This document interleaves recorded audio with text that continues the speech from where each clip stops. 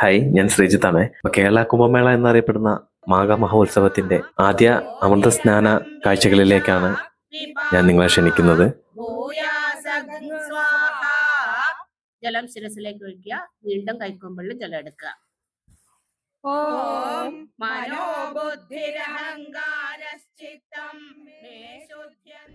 നമ്മുടെ നാട്ടുകാരായ രണ്ടുപേരെ കിട്ടിയിട്ടുണ്ട്.